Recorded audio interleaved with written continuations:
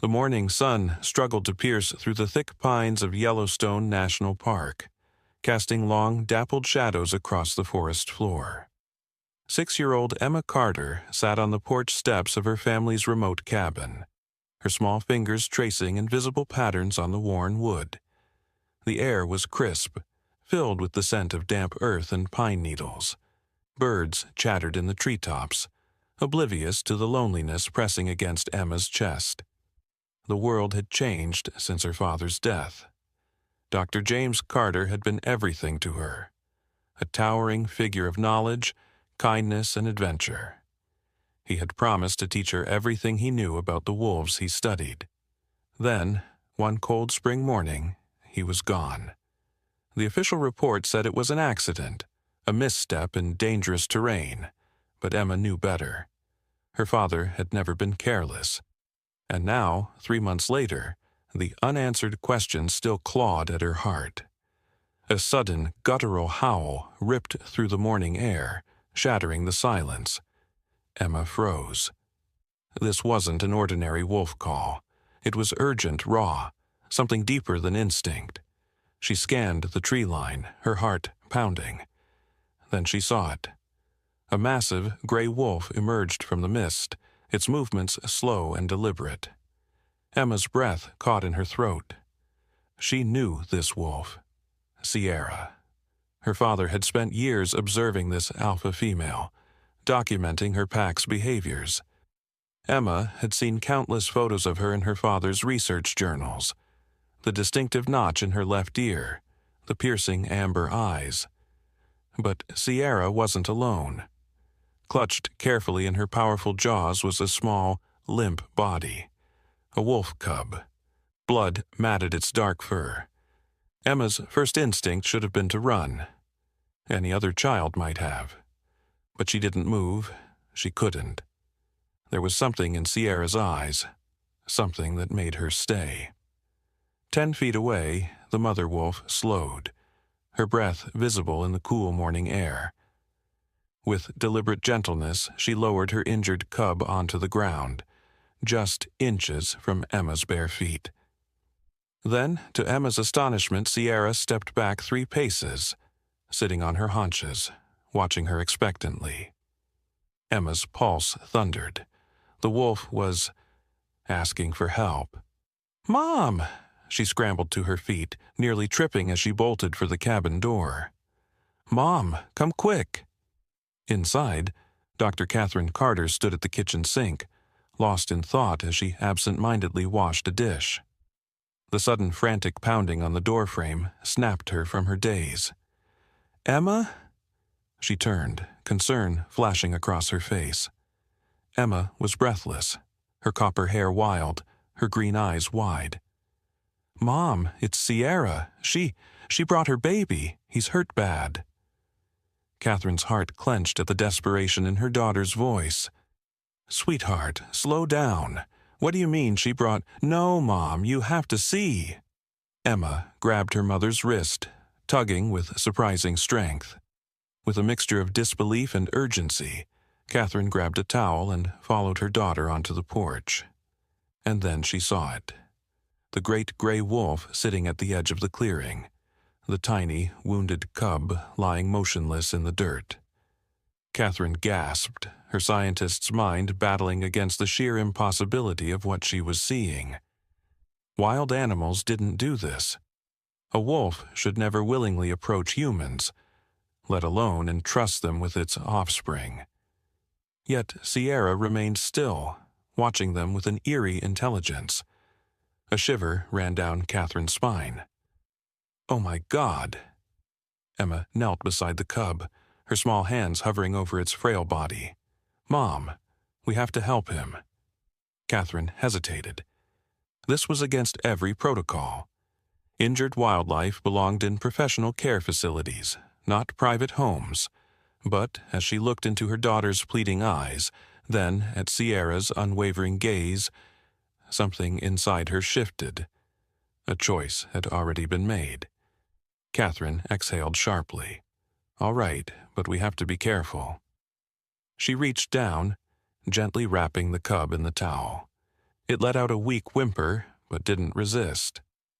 Emma touched its head soothingly, her fingers brushing against soft fur. "You're gonna be okay," she whispered. As Catherine lifted the bundle, Sierra's ears perked forward. The wolf's muscles tensed, her amber eyes locking onto Catherine's every movement. "She's scared we'll take him away," Emma whispered. Catherine nodded slowly, her voice gentle but firm. "We'll help him, Sierra. I promise." A long, tense moment passed. Then, to their astonishment, Sierra dipped her head. A slow, deliberate motion. "Permission." Emma's breath hitched. The wolf trusted them. Catherine turned toward the house. "Come on, we need to move fast." But as she stepped inside, she hesitated. A nagging thought gnawed at her. This was no random encounter. Sierra had come here for a reason. And deep down, Catherine feared it wasn't just about the cub. It was about James.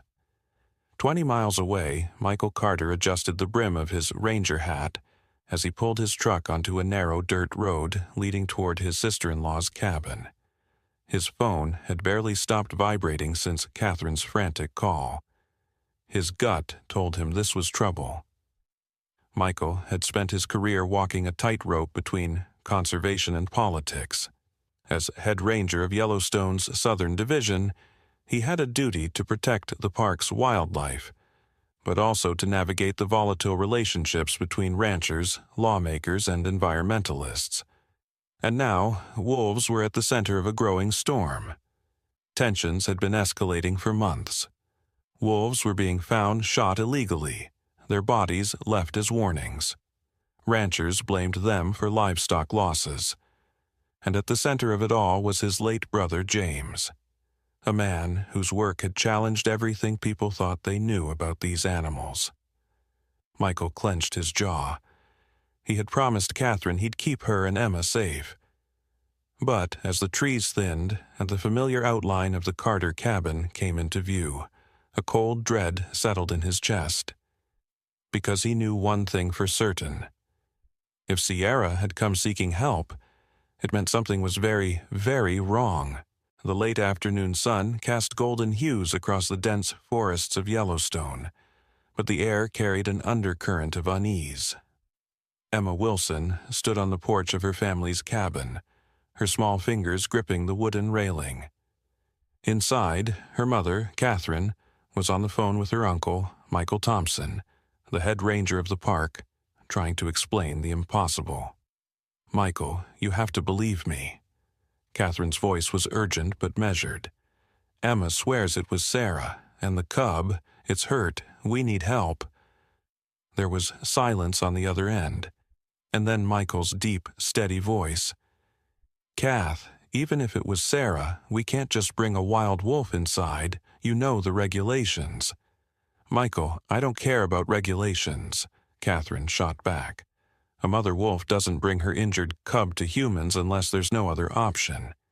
And if this is Sarah, she trusts us." Another pause, then a resigned sigh. "I'll be there in 20 minutes." Emma had never stopped watching the mother wolf. Sarah stood at the edge of the trees, pacing with nervous energy, her amber eyes never leaving the small cub lying motionless near Emma's feet. The little wolf whimpered, its body twitching in pain, and Emma felt her chest tighten. "Hang on, baby," she whispered. "Help is coming." Moments later, the distant rumble of a truck engine signaled Michael's arrival. The tires crunched on gravel as his park ranger vehicle pulled up next to the cabin. Stepping out, he was followed by another woman, a middle-aged, sharp-eyed veterinarian named Doctor Laura Chin, one of the park's most experienced wildlife specialists. Dr. Chin crouched next to the cub, her experienced hands moving over its tiny frame. "It's weak, dehydrated, the lacerations are bad, but the real concern is internal injuries." She glanced toward Sarah, who remained tense and watchful. "And I have to say, I've never seen a wolf behave like this before. She's Waiting. Michael exhaled, rubbing a hand down his face. This goes against every policy in the book, but I can't ignore what's right in front of me. He turned to Dr. Chin. Can we treat it here? Dr. Chin hesitated, then nodded. I can stabilize it, but we need to get it to the research station where I have better equipment. If we take the cub, though... She looked at Sarah. She may not let us leave without a fight. Emma, still crouched near the cub, turned to face Sarah. Slowly, she reached into her pocket, pulling out an old leather bracelet that had once belonged to her father. It still held his scent, faded but familiar. Holding it up, she whispered, Sarah, we're helping. I promise. The wolf's ears twitched. A deep understanding flickered in her golden eyes. Then, after what felt like an eternity, she let out a soft whine, something between a plea and an acceptance. Sarah stepped back. Dr. Chin worked swiftly, cleaning the wounds, stitching where necessary, and administering pain medication. All the while, Sarah watched, motionless but alert. Finally, they lifted the cub into a crate lined with blankets and moved toward the truck. Sarah let out a low, sorrowful sound, but didn't advance. Michael drove while Catherine sat in the passenger seat, glancing anxiously in the side mirror. Emma and Dr. Chin were in the back with the cub. Through the rear window, Emma watched as Sarah followed at a distance, her form a gray shadow weaving through the trees. She's coming with us, Emma murmured. Dr. Chin glanced at Michael. I've never seen anything like this. Wolves don't just trust humans like this. Sarah isn't just any wolf, Catherine replied. She remembers us. She remembers James. The truck pulled into the research station just as the sky deepened into twilight. The station, once alive with her father's work, now felt eerily quiet.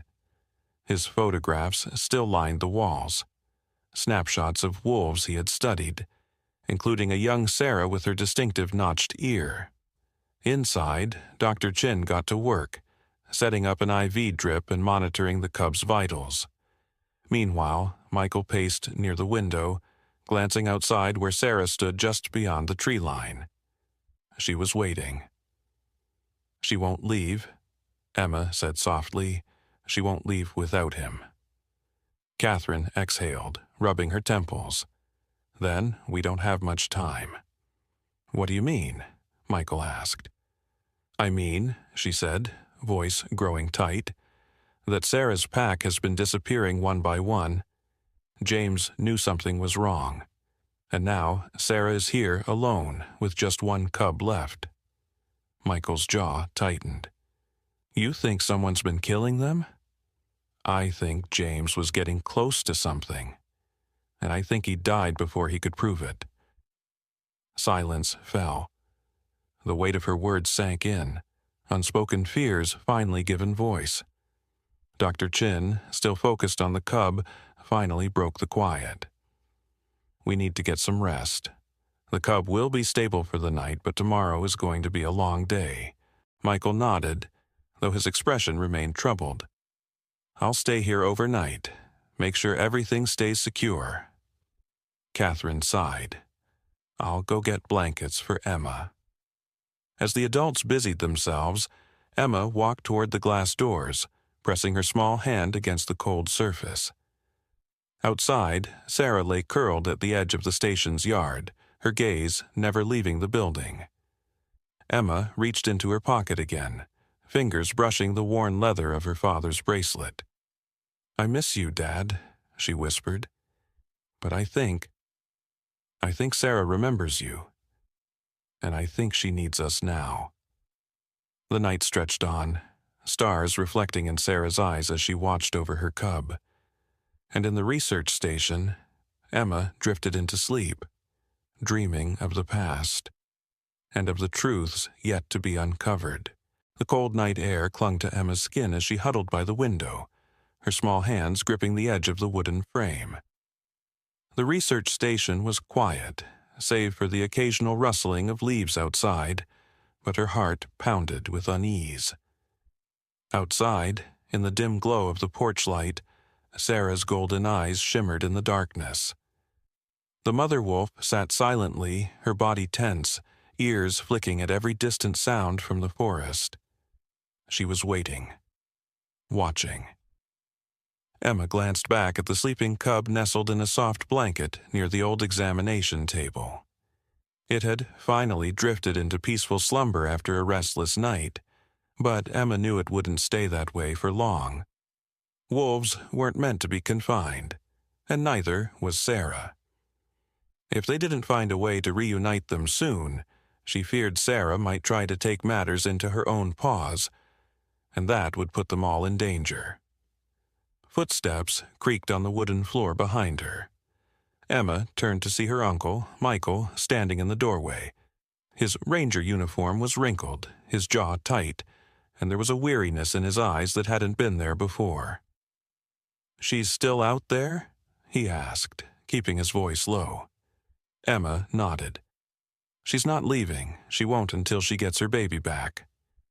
Michael sighed, rubbing his hands over his face. "That wolf is causing a hell of a stir in town. Half the folks think she's some kind of demon. The other half are ready to put her on a damn postage stamp." Emma scowled. "She's not a demon. She's a mom." Michael gave a weary chuckle and sat down on the edge of the examination table. "Yeah, well, try explaining that to a bunch of ranchers who've lost livestock. And now Carter's got everyone riled up, claiming we're interfering with wildlife management." Emma's stomach tightened. "Carter doesn't care about the wolves. He never did." Michael's expression darkened.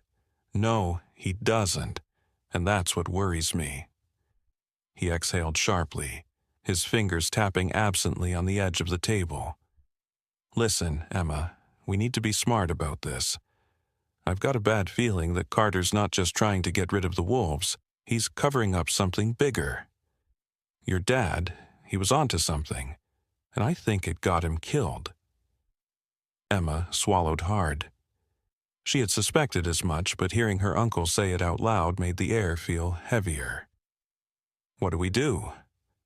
Michael looked at her, his expression unreadable. "First, we get Sarah and her cub out of here safely. Then, we find out what the hell James Wilson died for." An hour later, Catherine, Doctor, Chin, and Joseph gathered around the kitchen table, maps and notes spread out before them. The tension in the room was thick, the weight of their choices pressing down on everyone. "We can't keep the cub here much longer," Dr. Chin said, adjusting her glasses.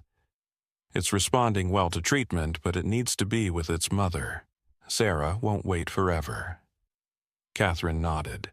"Then we need to move them. But how?" Joseph traced a finger along the map. "There are old paths leading to the tribal lands. If we can get Sarah and the cub there, they'll be safe.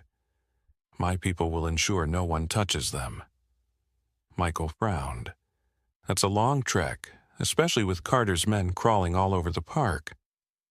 "Not if we give them something else to chase," Joseph said calmly. "A decoy." Michael considered this. "You mean split up?" Joseph nodded. "A small group takes the wolves to safety. Another leads Carter's people in the opposite direction." Emma's eyes lit up. "I can get Sarah to follow us. She trusts me." Catherine immediately shook her head. "Absolutely not." "But Mom—" "No," Catherine said firmly, her voice tight with fear. "I will not put you in danger." Joseph, however, studied Emma carefully. "She's right. Sarah recognizes her. If Emma calls to her, the wolf will follow." "That's too big a risk," Michael interjected. Joseph folded his arms. "So is trying to sedate and transport a fully grown alpha female wolf. Emma is the only one Sarah trusts." Catherine's face was pale. She looked at her daughter, then at Michael, then back to the table. A long silence stretched between them. Finally, she let out a slow breath. If we do this, we do it carefully. Michael nodded, already formulating a plan. I'll lead the decoy group. We'll take the main road out, make it look like we're moving the wolves. Carter will follow. I'll take Emma, Sarah, and the cub through the old trails, Joseph said. We can reach the reservation lands by sunrise if we move fast. Catherine's grip tightened on the table. I'm going with Emma. Michael opened his mouth to protest, but one look at his sister's expression silenced him. He knew better than to argue with a mother protecting her child. Dr. Chin stood up. I'll prepare the cub for transport. We'll need to be ready before dawn. The plan was set. There was no turning back now. As dawn approached, Emma stood on the porch, her heart pounding as she held out her hand and whispered softly into the morning air. Sarah, come. The mother wolf watched her intently, ears perked forward. A long pause stretched between them. Then slowly, Sarah rose to her feet and took a cautious step forward. Catherine placed a reassuring hand on Emma's shoulder. Keep talking to her. Emma swallowed and nodded. It's okay, Sarah. We're going together. Your baby is safe. Sarah hesitated a moment longer, then took another step, and another. And then, just like that, she was walking beside them as they disappeared into the forest. The journey had begun. The sun had barely begun its descent when the first sign of trouble appeared. A faint but steady vibration rumbled through the ground, too rhythmic to be natural. Michael, who had been scanning the forest with sharp eyes, turned his head toward the sound, his body tensing. The others followed his gaze toward the tree line just beyond the research station's perimeter. Dust swirled in the distance, kicked up by fast-approaching vehicles. We've got company, Michael said grimly. Catherine, who had been checking on the wolf cub, instinctively pulled Emma closer. Are you sure it's them? Could just be park rangers? Michael shook his head. Not on a road like this, not moving that fast. Joseph Blackfeather, who had been tending to the fire, stood up slowly, his old eyes narrowing. Time to move, he said simply.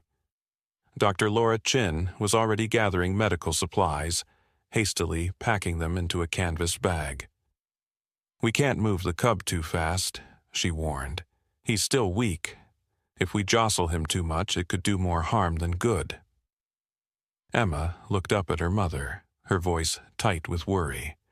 Sarah's still out there. What if she tries to protect us? She will, Joseph said solemnly. But she can't fight men with guns. We need to go, now. Michael's radio crackled, and a voice broke through the static. Thompson, you there? It's Greg. Listen, I just picked up chatter from headquarters. Carter's security team is headed your way. They've got orders to retrieve the wolves and shut down your operation. Michael tightened his grip on the radio. How long do we have? 15 minutes, Max. They're coming in fast.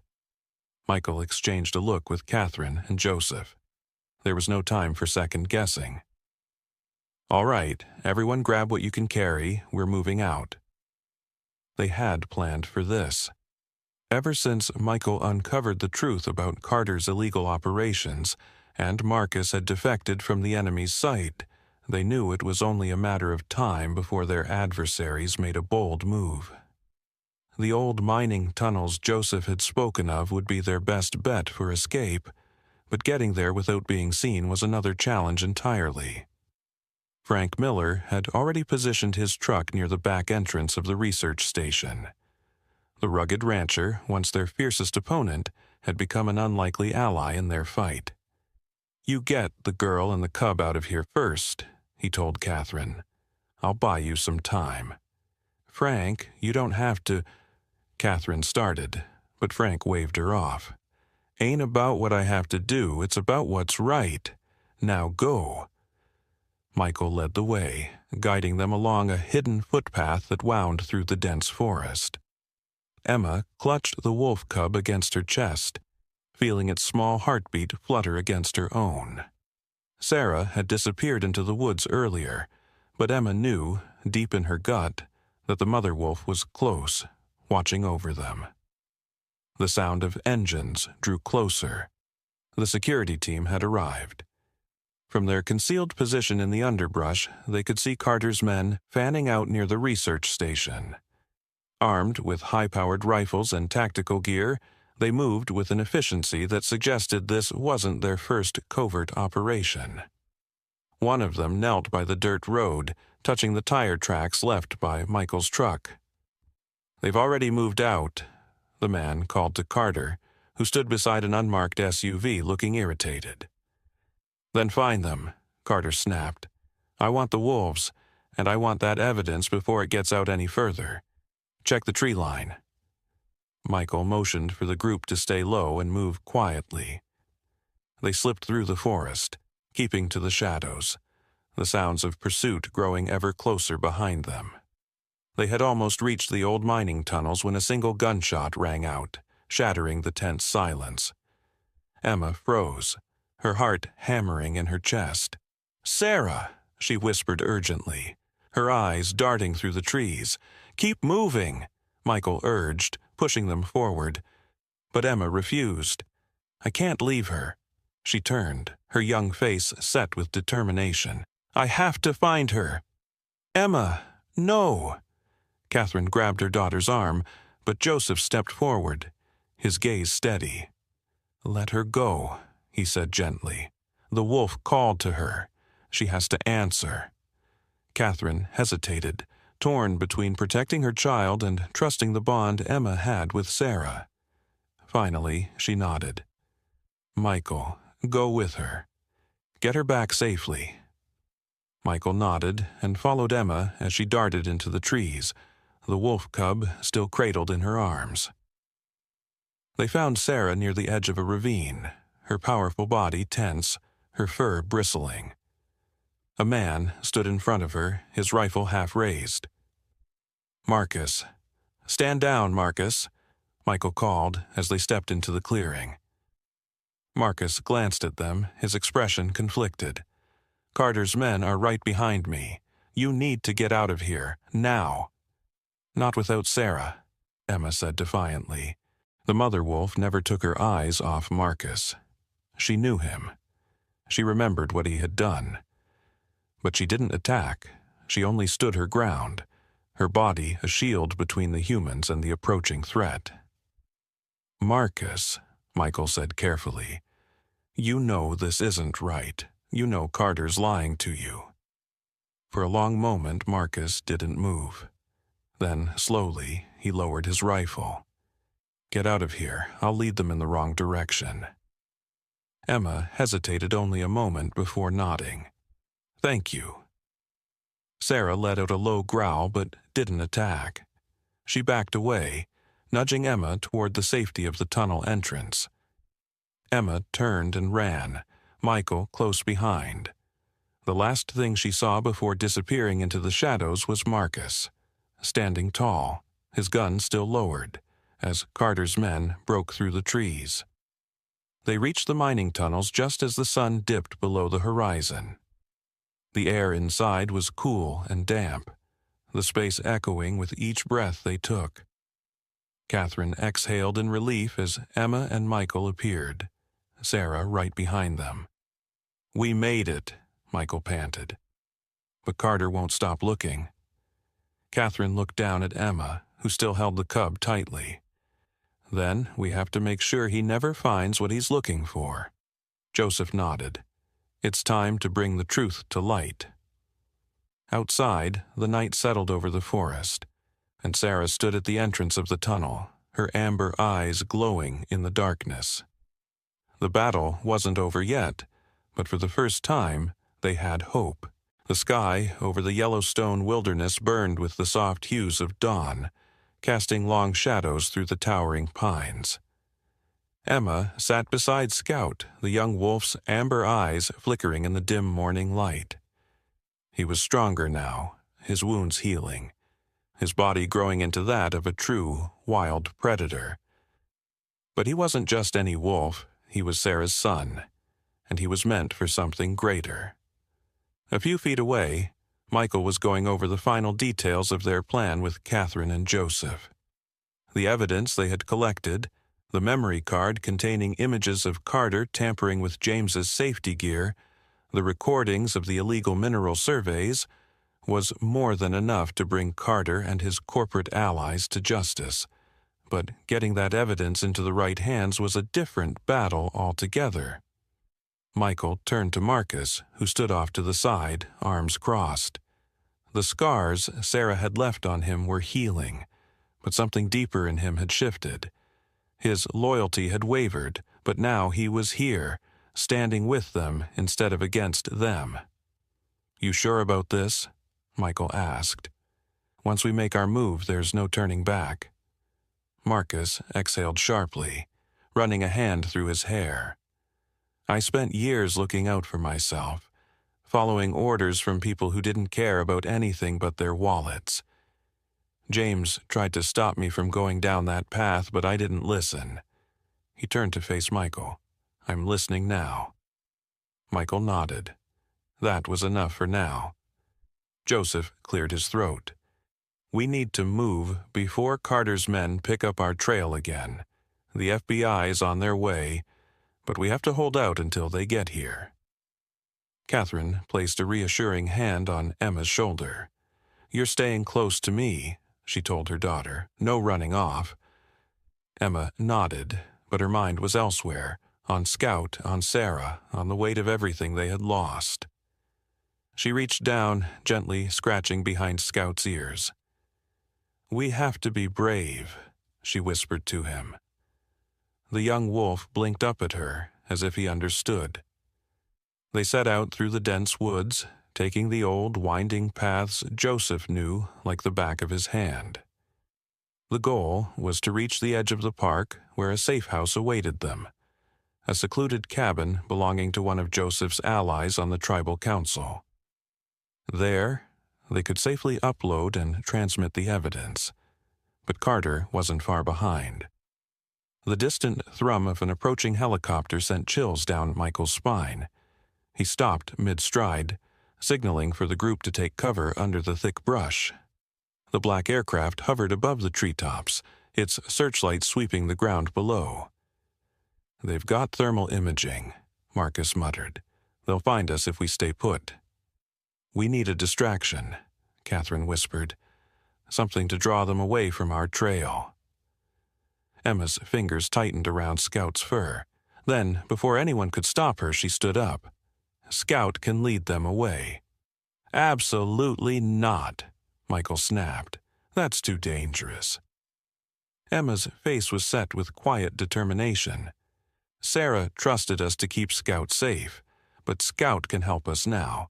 If he runs, they'll track his heat signature instead of ours. He's fast, and he knows these woods better than they do."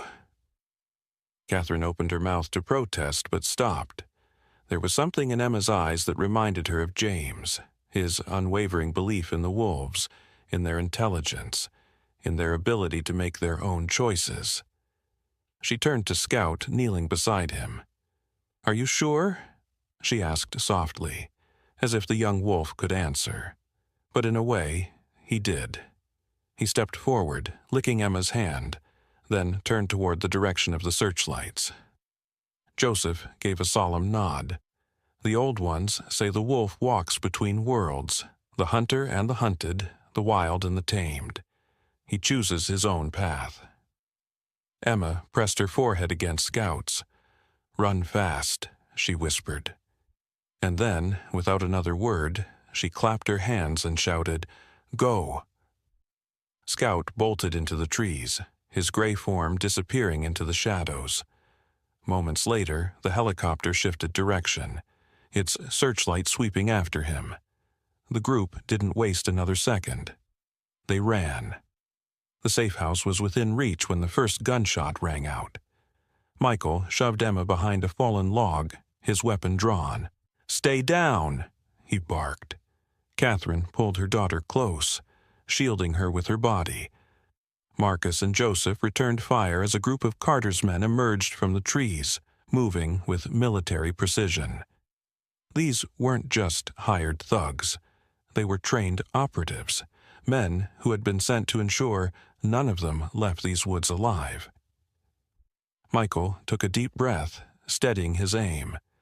We need to hold them off until the FBI arrives. Emma clutched her mother's jacket, her heart pounding. She was afraid, but deep down she knew they were close, so close to making things right. A sudden growl echoed through the trees. A blur of gray fur lunged at one of the gunmen, knocking him off balance.